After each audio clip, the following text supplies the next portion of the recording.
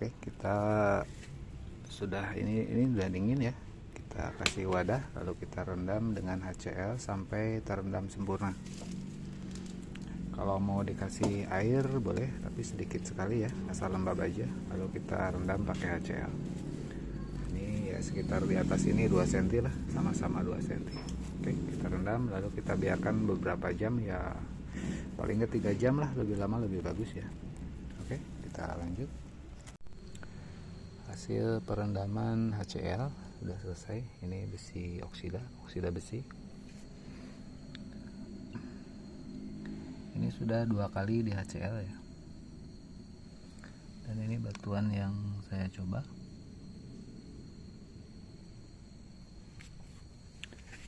Saringannya. Batuan yang saya coba agak bening, kuning tapi nggak terlalu kental. Bagus ya, isinya peralutan logam dasar dan ya ada oksida besi juga di situ. Kuning. Sedangkan ini yang memang batuan oksida besi dia pekat. Makanya saya ulang 2 kali proses HCl-nya. Dan setelah penyaringannya selesai, airnya turun, ini sisa saringannya kita balikan lagi ke masing-masingnya ini.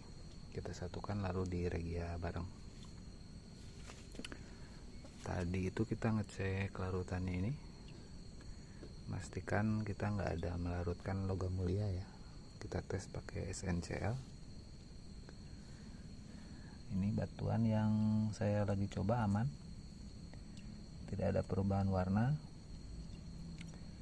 Dan ini juga sebenarnya ini berubah sedikit agak pekat, tapi karena kandungan oksida besinya yang tinggi makanya kita ulang. Dan ada gelembung itu dari kandungan karbonat ya, karena batuannya batuan lapuk sekali, ada sejenis kapur, karbonat dan lain-lain. Oke, ini hasil SNCl aman. Pastikan wadah-wadah kita ini memang nggak ada kontaminasi nitrat, jadi kita benar-benar pakai HCl, nggak ada gangguan gitu ya. Oke, kita selesaikan. Dan hasil 2 saringan ini kita satukan ke sini masing-masing, lalu kita proses regia. Kalau regia kita jarang pakai standar 1,3 ya, apalagi kalau regia pertama. Itu kita paling pakai HCl dan ya nitratnya dalam bentuk garam. Nggak tahu boleh disebut apa enggak ya, tapi kayaknya enggak ya. Kalian cari aja, yang pasti sama-sama, hanya dia beda bentuknya tepung.